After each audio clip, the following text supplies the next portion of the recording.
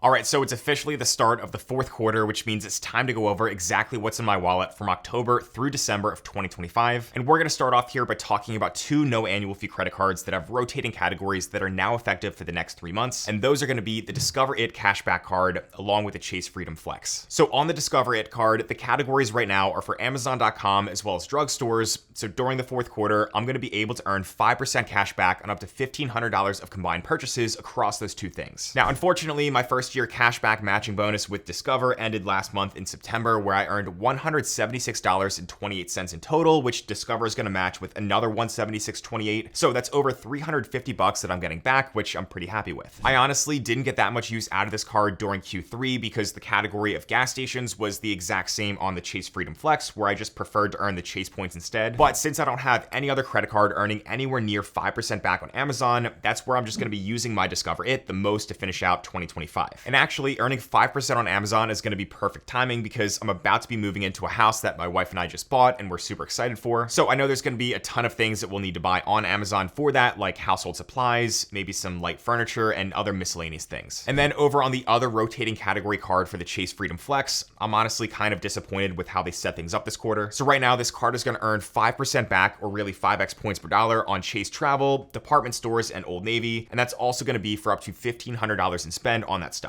But as a bonus category for the month of December to celebrate the 15th birthday for the Freedom Flex, PayPal is also going to be earning 5x back for December only. And I was disappointed to see that because in previous years, we've seen Chase make PayPal a 5x category for the entire fourth quarter, not just 1 month of it. To me, the other 5x categories are pretty useless. I mean, I don't think I've ever really shopped at Old Navy, and that's just terrible anyway to make that one store its own category, unless it was like Walmart or Target or something. Then the department store category is just as annoying as well because I don't think that many people shop at places like Macy's or Kohl's or anywhere like that much anymore. And then technically the Chase Travel 5x category does stack with the existing 5x on Chase Travel that you earn on the Freedom Flex. So the way that Chase Travel stacks up is that you get 1x base point per dollar on everything, plus 4x points for the standard Chase Travel category, plus an additional 4x points for the rotating category to give you a total of 9x back on Chase Travel in Q4. So I know that's kind of weird how that stacks up to be 9x instead of 10x, but that's just how it works. Now, to me, Chase not making PayPal a 5x category for the entire fourth quarter is the most frustrating thing here, especially since that means that PayPal will not be earning 5x back on Black Friday in November. So I'll still get some value out of using this card for 5x on PayPal in December for some holiday shopping, but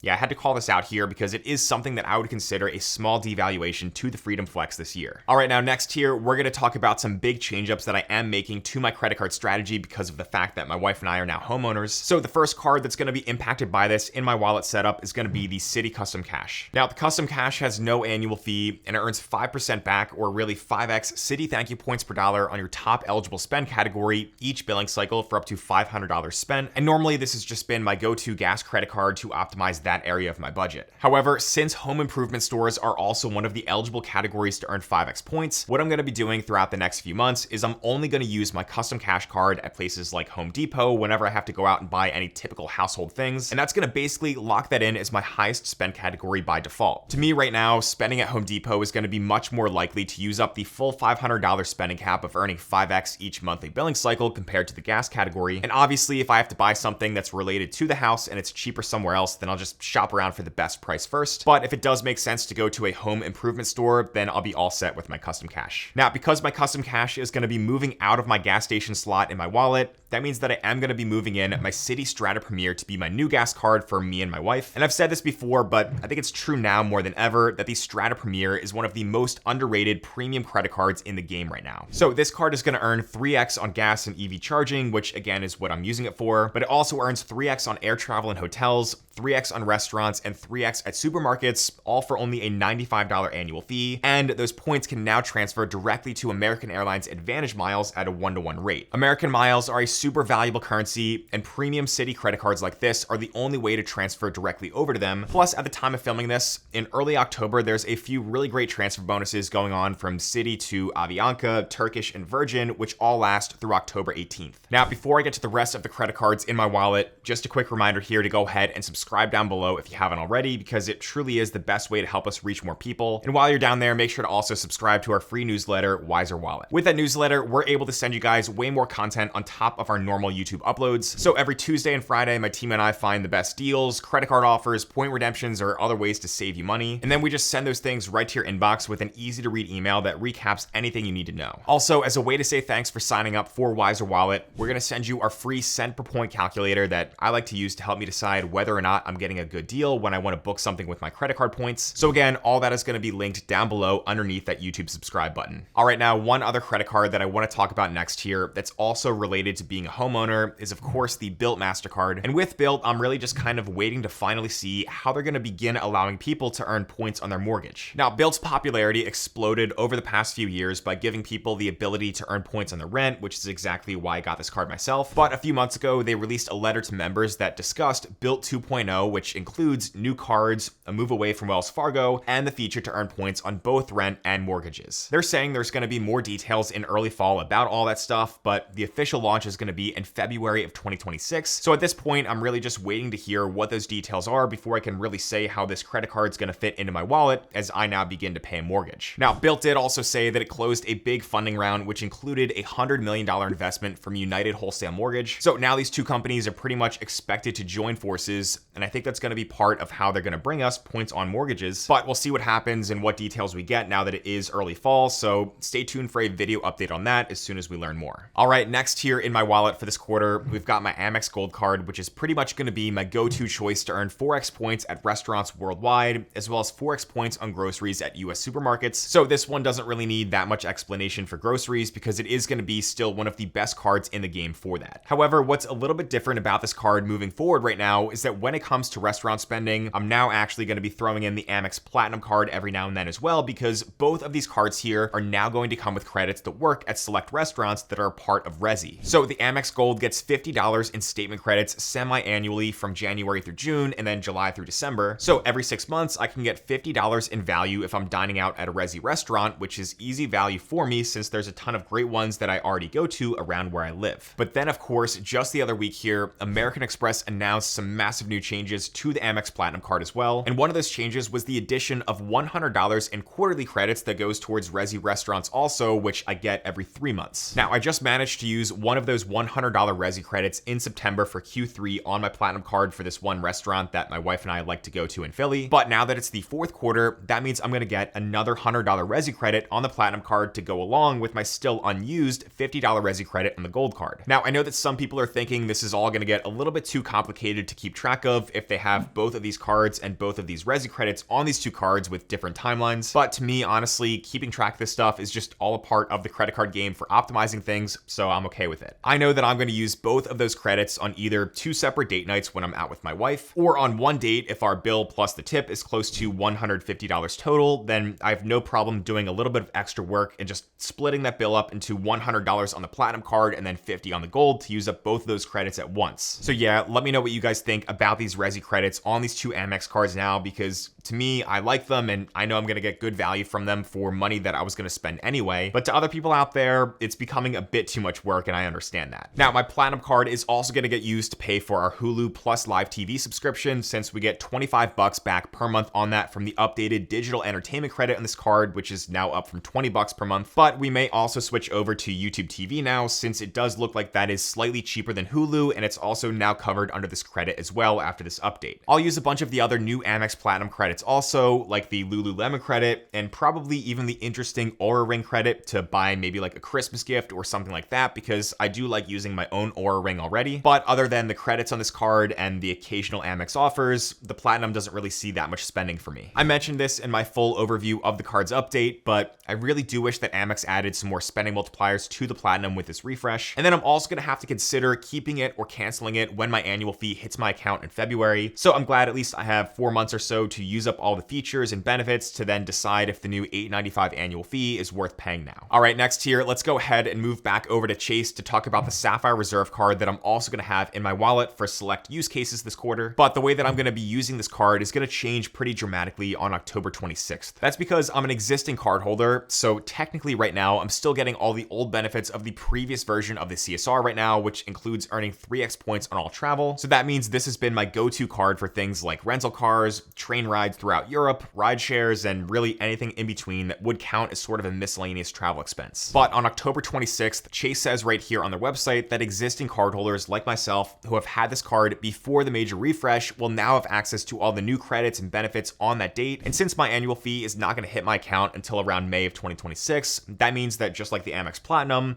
I do have some time here to sort of test out all the new stuff to see if the higher annual fee is worth it. So some of the new things that I plan to use this card for in Q4 of 2025 include the complimentary Apple TV and Apple Music subscriptions, maybe some of the dining credit with the Sapphire Reserve exclusive tables, but to me that credit really isn't as good as the Resi one with Amex. My wife is going to use the Peloton credit, and then I think we might be able to use at least part of the hotel credit for the edit collection through Chase Travel. We're actually pretty much done with travel for the most part because, again, we're just settling into our new house this quarter. But I also want to make it clear that part of the reason moving forward for why I do use both the Chase Sapphire Reserve and the Amex Platinum card with these higher annual fees is kind of because of the nature of this YouTube channel. The average person absolutely does not need to have one of, let alone both of these cards.